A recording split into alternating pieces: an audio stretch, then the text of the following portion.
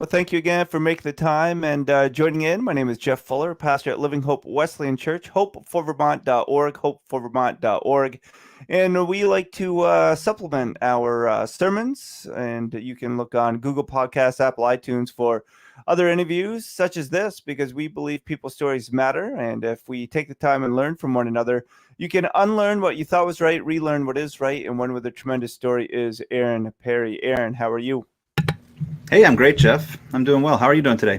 I'm doing well, and I think we have some things in common, so we're going to start right there. You possibly were a camper when I was a counselor way back when in the late 90s, but that was in Ontario, and I grew up going to the Standard Church, and people thought like, oh, you just go to an average church? And I'm like, no, it's a denomination, and there were only three standard denominational churches in the United States, of which I grew up attending. Did you grow up going to the Standard Church? I did. I grew up in the Standard Church in Shawville, so it was one of several. There's several churches in Shawville. There was two sister churches that we did quite a bit of stuff together. One was the Wesleyan Church, and one was the Standard Church. Those churches have since merged, but yeah, certainly consider the Standard Church my heritage. And something about the Standard Church that I always found amazing, and Brother Conley, Earl Conley, just traveled around to Egypt and then eventually Ghana, and the Standard denomination was all about missions. Can you just talk how that impacted you when you were younger? Did you enjoy those slideshows? Did you take naps during those slideshows? What was it about the Standard denomination being across the ocean that kind of motivated you or possibly put you to sleep? Yeah, I don't remember going to sleep. If it was just because it was Sunday night. That's when we would typically have those stories, and I would have been 5, 6, 7 years old, and I would have been in church that morning and played outside all afternoon, and then been in church. So it was a kind of a recipe for it. But like instantly once you say those slides, my mind goes back to like the like the clicking of the thing and it traveling through. And those, I mean, it's weird to think about, but because everything is accessible on the internet now, but that was like a glimpse into a world that we knew existed, that I knew existed as a kid, but that I'd never really been to. And so, like you said, like you hear the stories, you see the pictures, you hear the accounts that are coming back. I love that you mentioned Reverend Earl Conley, and of course Reverend Doris Conley. She passed away just a few years ago, but she was a member in my church. I was in Brockville at what was a Standard Church and is now a Wesleyan church called Centennial Road Church. Yeah. And she was a member of that church. And I remember Mrs. Conley from way back whenever I was a kid. I thought, I mean, she was musically talented, and I thought she was just a remarkable person. And my estimation for the Conleys only grew as I got older. Hearing their stories, I mean, their courage, right? Like to pick up and move and create new lives, and not just once, right? Multiple times. I mean, I couldn't have framed it like this as a kid, but as I grew up and saw their faithfulness and got to know Mrs. Conley better than Mr. Conley, but as I got to know Mrs. Conley and would sit and listen to her and just chat from time to time, their love for God was tenacious and filled with life. And man, I would have so many good things to say about the Conleys, and I would say the nature of my faith was certainly formed by the Standard Church, and it's outward focus, right? It's consistent posture to look out towards Ghana, towards Egypt, towards Mexico, us hosting different missionaries either in our home who would then speak to our church. That was just a consistent thing. It was a consistent part of our worship, and it was something that was deeply formative. And Mrs. Conley, she was always so much fun. Mr. Conley, it was almost, he was too noble. I didn't know if I could goof off, and I was really young at the time, and I was just a goofball anyway, but they would take time for us, and just being a smaller church here in Vermont, it was just amazing that these were world travelers, world changers, that they really made time, and hopefully in ministry that's something we can do just through God's power and his strength. I just want to bring up your title. It's kind of long, and I misspelt it, so you know that I'm not that good, but Assistant Professor of Theology and Leadership at Wesley Seminary. How long have you held that position?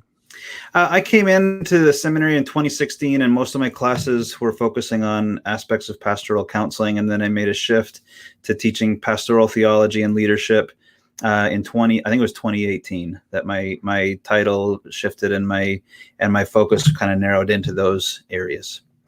And then for those that are listening, watching, Aaron and I have probably met each other, but we do not have a strong friendship. So I just want to ask you this question. John Maxwell. So when I went to Bible college, John Maxwell was a former Wesleyan pastor, and everybody talked about the great John Maxwell. And perhaps in my arrogance or my immaturity, I said, that's great, but I don't need to read this Wesleyan guy. Well, probably 7 years ago, I discovered John Wesley on my own, and I think I've read and listened to everything that he's ever put out. For you, when you see someone like John Maxwell, that God's used him from the denomination, but known across denominations, across the world, across religious minds, what are your thoughts on how God could take somebody that is just available and use them beyond their wildest dreams? Man, I think John Maxwell is a remarkable person. I think he has given a lot and done a lot of really good. I'm always really impressed at the writing ability that Dr. Maxwell and others have to take concepts, to take principles, and to put them into memorable form, illustrate them with different accounts, maybe personal vignettes, experiences, maybe stories from different avenues, different aspects of the world, sports, business, whatever else, education, and put it in a way that is so cross-discipline, applicable across disciplines, right? Into education, into pastoral ministry, into business, into so many different ways people can apply these works. And my dad was in education, and his boss said, I read everything that John Maxwell's ever written. And this guy wasn't a Christian. My dad had great respect for him as a leader, as an educator, as a leader in education. But faith wasn't something they shared in common, but they found a common point in talking about John Maxwell and his work. He said, I read everything that John Maxwell has ever written.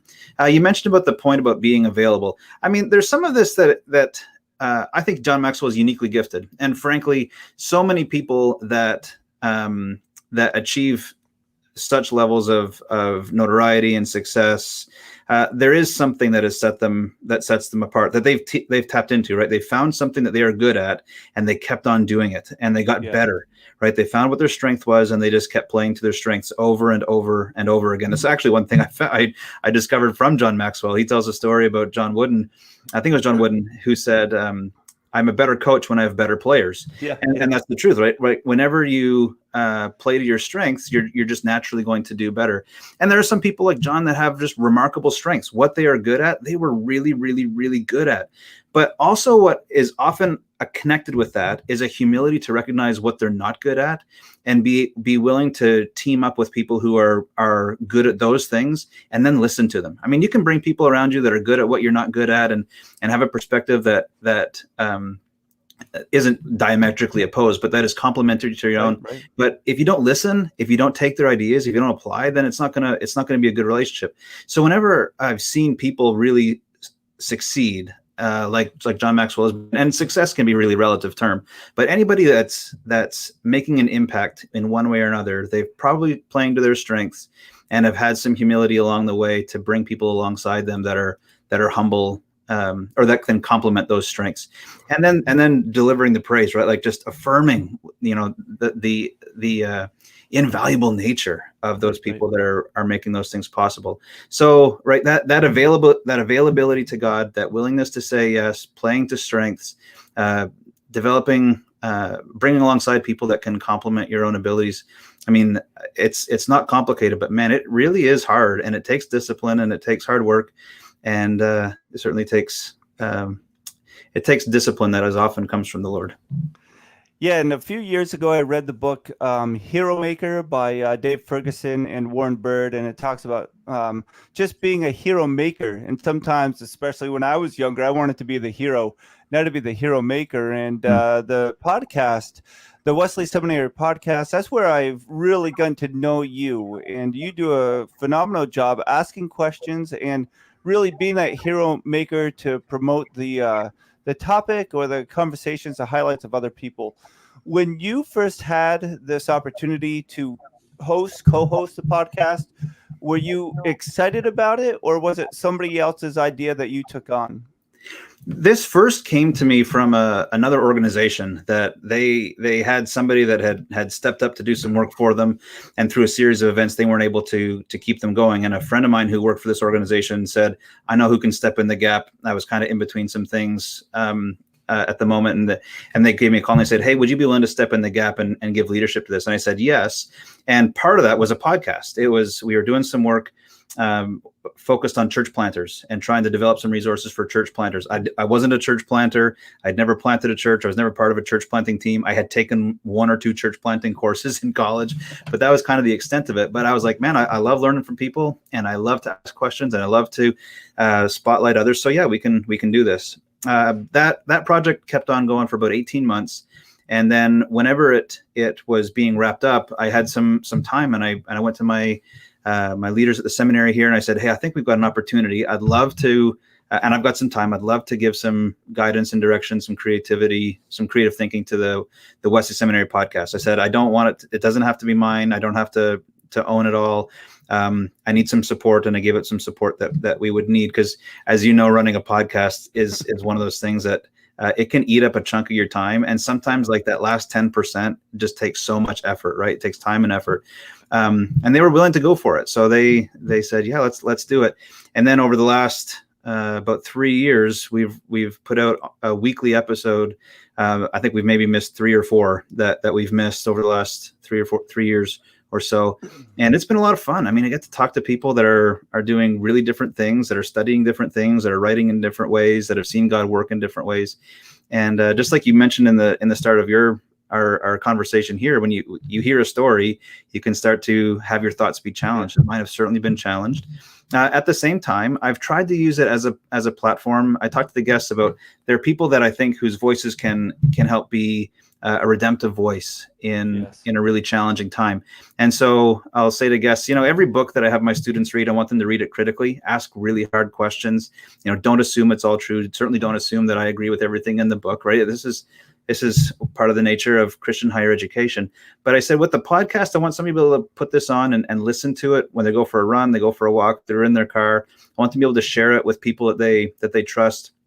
And that it's not going to be some kind of like surprise at the end, right? Like, oh man, like the whole thing was not helpful, or the whole thing ended up being misleading. No, I want voices on there that I have a measure of trust for, and I've gone through. Maybe I know them personally, or maybe I've read their work, or maybe I know they have wisdom specifically in the topic we're talking about.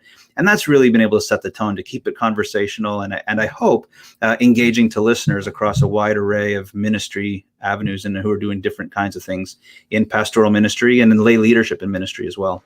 Oh, definitely. And I love podcasts. I'm certainly an advocate for all podcasts, but just being part of the Wesleyan denomination, Wesley Seminary, and your voice, you do a great job. Again, Aaron Perry, professor at Wesley Seminary. And I just want to talk about Wesleyan.org, because, as we mentioned, we grew up in a very small denomination, now part of the Wesleyan denomination, which is not large by any means. But we have more people at our church here in Vermont, in the Northeast, that have no idea what a Wesleyan is. They just know that Jesus loved people, and we're trying to be like Jesus. What is it about the Wesleyan denomination, Wesleyan.org, that has not only brought you in, but has held you closely? So a couple of distinct features, I think, of the Wesleyan Church. One is a desire to be socially engaged and responsible, right? We recognize that Christian faith is a personal faith. It's one that impacts individual lives. There's one that changes individual lives. But there's also an outflow of that necessarily the Christian faith is one that ought to be impacting others. Now, in a way that's a broadly evangelical way of looking at things too, a traditionally or historically evangelical way that the faith that makes a difference in my life ought to be making a difference in the lives of those around me as well, and ought to be making a difference in the lives of the community in which I live. So our namesake, John Wesley, he was very active in social issues of his day. He was often writing. He was writing books that would engage people in medicine to help alleviate some of the suffering. He was active in developing lending agencies. We talk about micro loans. He helped work to develop micro loans system of lending out, and he was also very active in developing small groups and context of discipleship where people could have support. Now, I want to bring this back to the Standard Church for a second, because this was one of the things that I started to appreciate about my heritage. The Standard Church had many of the same kinds of affirmations. I mean, it was in its roots Wesleyan in a same way, certainly influenced by the Methodist movement. But one of the things about the Standard Church, and this happens with any denomination, is that you have rules that get developed and then get passed along and passed along and passed along. And at some point you start to wonder, why do we have that rule? So whenever I was a kid, one of the things that we just did not have in our home was playing cards. We just didn't have playing cards. I don't know if was that a rule for you too, Jeff? Oh yeah, and I can't shuffle. So whenever we play cards, people can tell whether it's Uno or anything. They're like, "Oh, you grew up in one of those homes," because I can't shuffle. Yeah. Okay. So we didn't have cards, and no one ever really explained it to me. It was just kind of those. It's like, well, we just don't do that. And I was like, okay, you know. So until one day somebody finally explained it to me, and they said back in our region, at least, one of the things that part of the local economy was dads especially would go and they'd be away from the home for lengths of time at a time to work in timber. So they'd be away from their home and they'd be making money. And whenever you're away from your home and you're trying to make money, you're still finding pastimes, right? Whenever you're not working. And so one of the things that they would do as a pastime was gamble. And what would they use to gamble? Playing cards. Yeah. So the Standard Church developed a rule that said, you know what, we want to make sure that whenever these dads come back, they come back with the money they've left to earn, because we think that parenting is important and moms and dads providing for their families is really important. So we're going to make it a rule, and we're all going to be in it together. Right? We're all going to be in this together, that we're not going to play cards. And suddenly I was like, that makes total sense for me, right? That makes total sense to me. The way that started to get applied. So this is one that's an ongoing issue, but one of the things about the Wesleyan Church is that its elders, its ordained ministers, don't drink alcohol. And I'll tell you what, whenever I was in pastoral ministry and I was in discipleship groups with people who would open to me and say they had issues of alcoholism, it was really easy for me to say, like, man, we're not going to drink. You know, you got a place here that's going to be totally free. It's going to be really safe. And we're not judging you. We're not judging anybody else. We're just going to make sure that this isn't going to be an issue for you. So whenever I was able to start to connect up some of those rules with the relationships, when I was able to connect up some of those rules with the mission, then I was able to say, yeah, you know, personally, I still don't drink. That's something I don't do. I do play cards because I don't think that's still an issue. That's not really a factor into that anymore. But the Wesleyan Church and the Standard Church that I grew up in, it was really intent in having people who are willing to make sacrifices for the good of those around them and to have a witness. The last thing maybe I'd say about John Wesley that I've really appreciated is just the discipline that they had. Now, once again, this can be one that kind of gets off kilter. So some of the rules that Wesley had in the discipleship groups that they would have, one of the things that they would keep track of people was were they using their time correctly? Yeah. And so they would discipline people for improper use of time. I'm like, man, that's pretty intense. But I have grown to appreciate the discipline that John Wesley had and Charles Wesley, his brother, had, and that others called the Methodists that they had discipline. And that's really been a helpful thing for me, because I'm able to have some rules in life that aren't ones that I'm trying to export to others, but that help keep me grounded, that help keep me involved in my walk with God, and that I know it's not going to steer too far one way or another without being drawn back to the center through some of these discipline practices, like scripture reading, like prayer, corporate worship, being in worship. Right? These are rules that have really helped me in my own journey with Christ. And Aaron Perry from Wesley Seminary making some time. And for me, I agree. And I think those guidelines or disciplines are so important. And we learn to surrender to what God has for us. Going back to a quick point you made, rituals, traditions, there's a reason why they were so important. But sometimes we just do them, obey them, or resist them simply because we don't know why or what they stand for. And I just appreciate you bringing that up. backing up for you, how did you grow up? Did you grow up in a strict Christian home? Did you grow up in a non-Christian home? When did you really make that faith of believing in Jesus as Savior your very own? Man, that's a couple of questions there. Let me try to sort them out.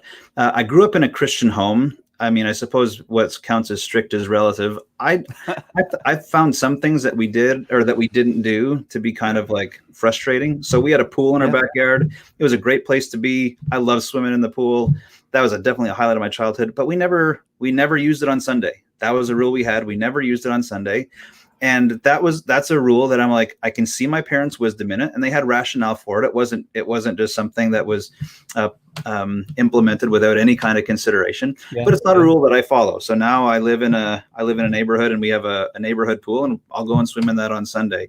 You know, somebody might say like, "Man, that was a strict home." And for me, it didn't feel strict. For me, like we had fun in our home, and we had lots of laughs, and we enjoyed being together, and it was. And looking back, and even in the moment, I saw that, man, the Christian faith is what is giving life to our home. It's what my dad worked really hard. He was in education, but I never wondered where my dad was going to be on Sunday. He was home. He was home with us and spending time with us. We were, sports fans, maybe watching Blue Jays baseball. Saturday night, he was home. He was home watching Toronto Maple Leafs hockey night in Canada with us. And I saw that it was the Christian faith that really grounded him. I mean, he was a talented guy, and he had a really good career, but his Christian faith definitely formed it, and in some ways chastened it. So, Christian home, we were in church every Sunday, often twice on Sunday, sometimes on Wednesday night. When I got a little bit older, my cousin Neil and I would spend Wednesday nights together, enjoying. Just playing hockey in the basement while my parents were out at prayer meeting, so it was a delightful home that I grew up in, and definitely helped to inform my faith. One of the things that's true about all of us, though, is we have to be able to give understanding to our experiences before we can really claim them as our own, and see what thoughts do we own ourselves. And so there's definitely a few spots along the way that you come kind of face to face with what it is you think, and you ask, oh, do I believe this? If I kind of do, why? If I don't, why did I stop believing it? Because it was given to me, and it was something that was given to me. A couple points along the way that I would say were really important to me. One was after finishing reading a book by C.S. Lewis called Till We Have Faces. I read that book when I was about 20 years old. I was in Bible college at the time. And certainly reading it, the story is about a young woman who lives most of her life behind a mask. And in order for her to come to know the gods in the story, it's not written in a Christian universe, so to speak. But for her to know the gods, she has to take the mask off. She has to take the mask down. And part of this is owning who she is, owning her identity, recognizing, maybe to put it back into an earlier part of our conversation, owning what are her strengths, what are her weaknesses, how has she been formed? She grew up with an abusive father in a story. And that story from Lewis really, really struck home with me, that I realized, if Christian faith is going to be as an important part of my life as I am saying it is, and as I'm studying for it to be, then I've got to develop some practices of authenticity, and I've got to be a person who's willing to take the mask off and really be known deeply by people. And the fact is, whenever we allow ourselves to be known deeply by people, we get a sense of how truly God knows us. And when we have a sense of how truly God knows us, that's when we understand how powerful and potent is the love of God. It's not a love that's given to us immaturely. It's not a love that's given to us blindly. It's a love that God lavishes on us, fully knowing us, right? Fully known and fully loved. So that was definitely one of those. That was a season of reading that book and reflecting on it, and struggling through prayer to see is the Christian faith something that I really want to own as well. Yeah, that's really good. Another time I would say of asking, was the Christian faith going to be something that was owning my life, was when I was just about to graduate seminary, and I was kind of reflecting on I've been studying to be in pastoral ministry for six years. and I'm going to graduate, and I don't know if I can do this job, right? And just kind of having it out with God. Could I trust him, right? Could I trust him in a sense with my past? Could I trust him with my future, that he's brought me to this place? Is he going to sustain? Is he going to be faithful through it? And I think that's one of the really interesting things about Christian faith, is that there are moments where people, in a sense, know nothing about God, or have thought nothing about God, and then God just intervenes, right? Like out of the blue, suddenly, through a person, an event, an experience, whatever, and God's there. But a lot of times there have been seeds that have been sown along the way, maybe growing up in a Christian home, or maybe having a family member, a friend who is a person of faith, just kind of sowing those seeds. And a lot of times you're able to look back and discern, oh, God's been active in so many different ways, that now as you narrate your experience, as you reflect upon your life experience, you're able to say, oh, this is the theme. This is the way God has been weaving these things together. And now suddenly they had meaning before, but it's like the meaning of them is just totally illumined whenever the light of God is shone upon them. Yeah, that's so good. A couple quick stories, I guess. When I grew up, my parents would not let us watch TV on Sunday. And we didn't have cable, so that was the only time you could watch sports, except for hockey night in Canada, which you Canadians, it is what it is. But I did learn to respect what my parents were trying to teach from that. And now, again, we watch TV on Sunday, but you understand that you go to church. And I think how were brought up, if the church doors were open, you were there. And that wasn't necessarily bad. That actually was like, you don't have to question, am I going to go to school? When you were a student, you just went. And I just really appreciate how my parents brought me up. How you said how we learn. When I was at college at Kingswood, Bethany Bible College at the time, my friends would be praying for money. They would go to the mailbox. They would open their mailbox, and there'd be a check in the mail. For me, I'd be needing money or wanting money, and there'd be nothing in the mailbox, but somebody at church would say, hey, Jeff, can you split wood? Can you mow the lawn? Can you rake leaves? And sometimes we actually need to experience God's goodness, and God's good, whether it comes in the mail or we kind of work for it as well. But Aaron, and this isn't, well, I guess it is a question for you because you work at Wesley Seminary. Why did the Wesleyans think it necessary to have their own seminary when there are some other really great seminaries out there? And I just want to bring up the website now that people can go to, Wesley Seminary, and here on screen. But what is your understanding of how Wesley Seminary came about? Yeah. Part of it, pardon me, the light just came on. Maybe that's a sign. Absolutely, there are many great seminaries, and one of the aspects of Christian faith around the world right now is that there's no shortage of educational opportunities here in the United States and in Canada, right? There's so many educational systems, opportunities, organizations, institutions to be part of. I went to Asbury Seminary in Wilmore, Kentucky. It was one of the approved seminaries that the Wesleyan Church had before Wesley Seminary at IWU here existed, and I loved it. I loved Asbury Seminary. I still have friends who are there. I talk with some of their professors and consider them colleagues and people that I've absolutely learned from. So that is, I want to make sure that's really clear. But at the time, so Wesley Seminary just celebrated its 10th anniversary. And at the time that it started, that's a couple years ago now, but at the time that it started, the online component, right, the piece of doing online education was just getting started. It wasn't really off the ground. And one of the things that Wesley Seminary said that we're going to do differently, and others have gone in this direction, but that we started doing was saying, we want to come to where the students are, right? If they're in the ministry, that we don't want them to uproot and change and come to us. We want to go to where they are. So we did that through online education. We did that through intensive training. We did that through seminars. We really wanted to be on the ground where students were. And the connected with that was we wanted to be a really practical seminary, so that there was things that people could apply over the next 1, 2, 3 weeks, even while they were being prepared to be persons of character that could survive 15, 20, 25 years in ministry, depending on where they had been getting started. So there was a real value to educate people that otherwise weren't going to get a seminary education, and using online avenues and trying to have a faculty that was mobile and wanting to be active in practical ways and doing practical scholarship. That is still deeply embedded in our DNA. So one of the things that I love about teaching at the seminary is that my students are all in ministry. I mean, they maybe have a break for the moment, but so many of our assignments are presuming a ministry context.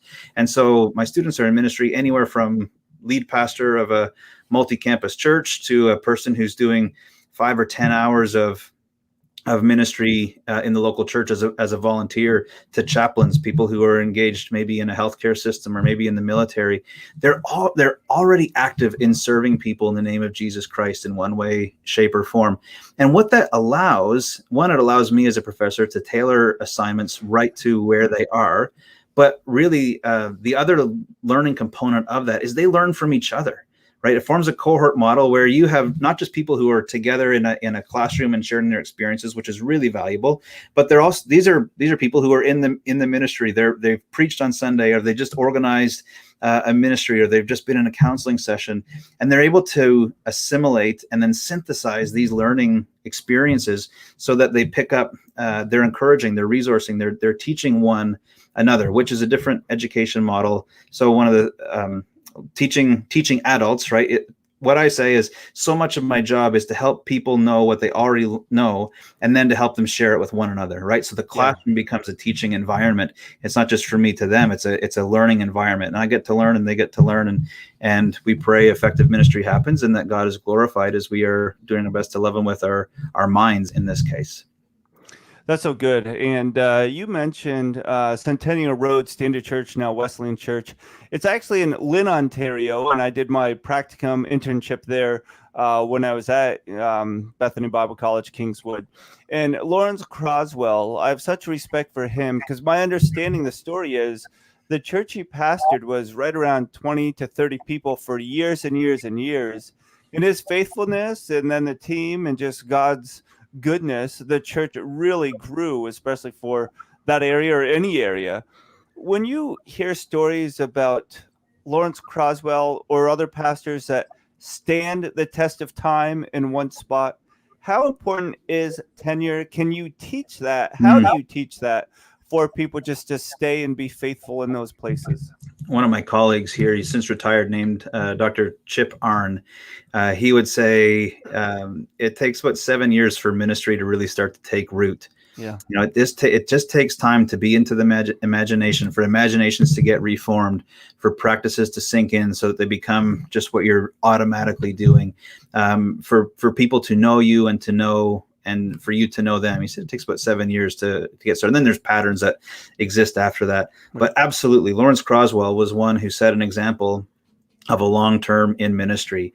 And there's a couple of ways you can look at long-term in ministry. And I have, as I've gotten older, so I just turned 40. I've got a long ways to go, I pray, in ministry and life, of course.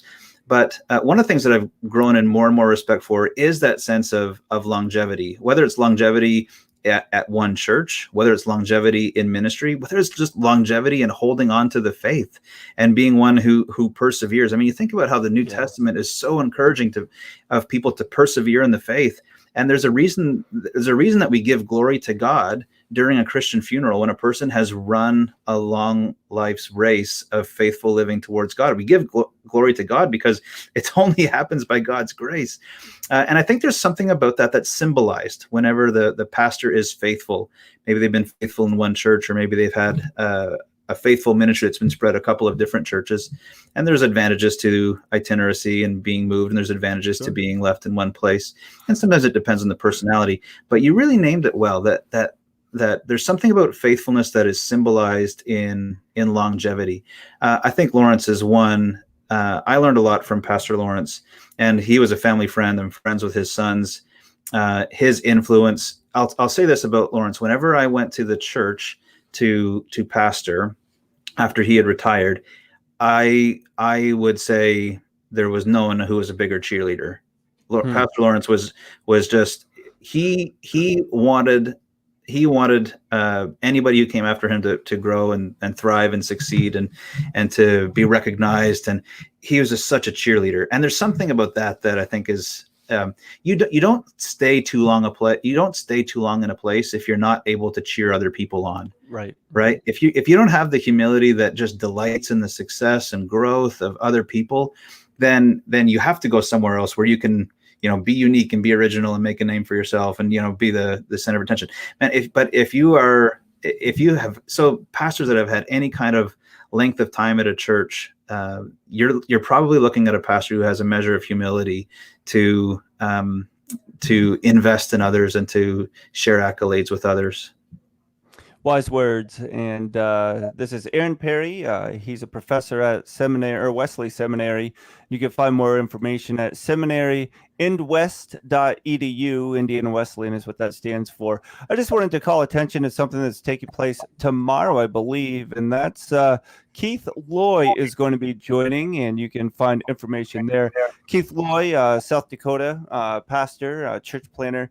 Can you just talk about the Wesleyan denomination, the importance of church planting? And I just look at Keith Loy and just see that success story, but can you just address the importance of the Wesleyans looking how to church plant and advance the kingdom that way? Yeah, church planting was something that really seemed to come on the scene about 25 years ago, and Wesleyans haven't let it go away. We've just shifted the way that we've kept on planting churches. One of the things that we've discovered along the way, and this comes from Aubrey Malfers, is that the fruit of an apple tree is not an apple. The fruit of an apple tree is another tree. Right. The way I put it like this, the fruit of good preaching is not more listeners. The fruit of good preaching is more preachers. And there's just a natural way that the Christian faith is replicating and wanting to go and grow and impact the cultures where it's found. And church planting is the way of doing that, right? How do we set up new communities? So different ways that we do church planting now. I mean, one of the ways that we do it is with satellite campuses, and that can be done. That's more in a planting way and less in a planting way, but it's still a multiplication model. We have churches that are planted just by seeing a pioneering kind of person that God has raised up, and they're given resources and support, and they're put into a place, and they just start. We have churches that start through people who are bivocational, right? They're nurses, they're teachers, they're contractors. They do other things to pay the bills, and then they have churches that they're starting on the ground. A former student of mine named Brian, he's doing just that very thing down in the Carolinas. He's working a full-time job in retail, and he's getting a church started at the same time by doing some Bible studies. And one of the reasons that church planting can be so effective is that they can sometimes remove the trappings or the preconceived notions that people have about what church is. It's like, well, you meet in your home. Like, yeah, that's where we meet. Like, I don't have to go to the building. No, we're gathered here. We're going to look at the Bible. Like, well, you're not just going to like talk to me about the Bible. No, we're going to discuss it, right? We're going to learn it. We're going to learn about it. And this doesn't mean that there's no sense of like pastoral authority, or it doesn't mean that there's nobody that everybody, like the phrase is, it's not just sharing of ignorance. No, there's actual teaching that's happening, but it's woven into conversation, right? It's woven into the teaching moments as people are gathered together. And I've really appreciated that about the Wesleyan Church. So it's been really keen on seeing that there's different kinds of church planters. There's different kinds of church planting models, but there's a heart to resource them both, and there's a heart to encourage them both. And you can resource through mothering churches that are providing support. You can resource through denominations or networks of churches as well. So you mentioned the Wesleyan Church can be a small denomination, and it is a small denomination. One of the benefits of that is it can be nimble as well. Yeah. And you can push down a lot of the strategy into smaller and more local communities to effectively strategize and take missional steps, whether church planting or whatever else, right? You can push that down into smaller and more local communities in, we hope, effective ways. Now, sometimes it just isn't effective, but I want to tie that back to something that we talked about earlier. I talked about the seeds being planted, right? And rarely along the way does God just kind of show up out of the blue. Does it happen? Sure, it happens. But so often God is working in other things. And one of the things that I learned along the way, and applies not just to church planting, to other leadership endeavors as well, is you can either look at things as trying to launch something or as trying to plant something. Yeah. And if you plant something and it and it grows for a while and then it dies, it still nourishes the soil around it, right? So we've had lots of ministry I mean, I can't tell you how many ministries I've been part of that I tried to get started that just failed. They just didn't go. Like we met once and it was like, oh, that's not going to work. Got to retool. But what it did is it sowed the seeds for other ministries. And likewise with church plants. You have people that go to cities and maybe the vision that they had and maybe that God had given to them, it didn't come to fruition, but 2, 3, 4 years later, that there's seeds that are growing up from it when somebody else comes and now they're watering seeds that were previously planted. I mean, it's just amazing to hear the stories that God will do over time when people are obedient to step out in faith, as any church planter has to do. They step out in faith, they step out in courage, they step out in obedience to God, and really they say, God, would you take this? I mean, you think about the Conleys. You mentioned the Conleys, right? Fruit still being born because of things that they did 50 years ago. Yeah, and that really begs a question, at least for me, to you. Our church seemingly was growing. We had a lot of great momentum moving forward. It was going well and smoothly, and then the pandemic happened, and we are now, the Great Reset, as some people are calling it. But I was speaking with a friend that now we know how to grow to the point we were without making all of the mistakes we made previously to get to that point. For you, what advice would you give to your students or to those that you interact with about being so discouraged because we have taken a step back in so many ways, about how we can be propelled forward because we do have that experience, we do have that knowledge of being there before? And I like the expression return to familiar, not return to normal. So how do we get back to that familiar? Yeah. Maybe I'd come at it by answering like this. Henry Nouwen has a great book called In the Name of Jesus, subtitled Reflections on Christian Leadership. Yeah. And one of the things that he says that he talks against is the idol of relevance, right? The idol of being relevant. Now, there's a measure that's a loaded word, and I don't want to sneer at it at all. And there's a way, to be relevant, you actually have to know people in your community. You have to extend invitations that make sense to them. You want to have ministry that's actually meeting needs that they actually have. It's giving education that actually makes a difference. Yeah, that's being relevant, and that matters. But there's a piece of it that Nouwen says you can do all those things, but they don't necessarily address needs that are always ongoing, like isolation, loneliness, powerlessness, feelings of being taken for granted, right? Like those things all matter, and you can kind of take them for granted, but they don't necessitate actually speaking to really deep moments and needs and wounds in people's lives. And here's the truth: what the pandemic allowed was what one of the things that it allowed was God showed that a lot of people in spiritual leadership, they had those things too. And I was one of them, right? I was one of them. And I'm grateful for the university that I serve at. They made resources available to talk to people. And I had a friend that said, Aaron, I think you should talk to a counselor. And it wasn't like a make or break kind of thing. It was just like, man, I think this would be a benefit. And I interviewed a church planter named Tim Morey on the Wesley Seminary podcast. And he said, man, I have a spiritual director. He's like, I couldn't plant a church without a spiritual director. He's like, he pays him. And I was like, that's great. Like, one of the reasons that you would pay a spiritual director is because it simplifies the relationship, right? Pastors are so good at caring for other people, but if you're paying somebody else to care for you, then you're like, listen, I don't have to care for you right now. This is about me, and my care is shown to you and what I'm paying to you. And he said, this is such a resource, right? If you're going to plant a church, if you're going to be in pastoral ministry, we cannot ignore that pastors can be ones who struggle with isolation and loneliness, maybe clinical depression or clinical anxiety, maybe just feelings, right? Feelings that they're not clinical feelings, but they are feelings that need to be attuned to and not just ignored. And the pandemic really allowed people just to kind of name that. I think they were able to name that. And because it was so widespread, they were like, oh, the shame of that can be taken away, right? So whoever's listening in, if you have some of those feelings, those aren't feelings of weakness. Those aren't feelings of being less than, or those aren't feelings of lack. Those aren't feelings of not being a strong person. Sometimes those are just the feelings of life that you go through at different seasons. But what you want to be to others, right? What the pastor, the shepherd, the caregiver that you want to be to others in the name of Jesus, you need that too, right? You need those resources too. And so I would say, the return to, it's not a return to normal, but there is a return to familiar. We're still doing some of the same things. Yeah. I mean, Kenda Creasy-Dean, she's a professor of youth ministry. She had this great line. She said, one of the things that's really neat about the Christian faith is that it's been around for 2,000 years, still pretty recognizable, right? Yeah. What do? Yeah. We gather, we sing, we pray, we read the Bible, we celebrate communion. I mean, there's not a whole lot more things that are kind of making up the Christian worship service.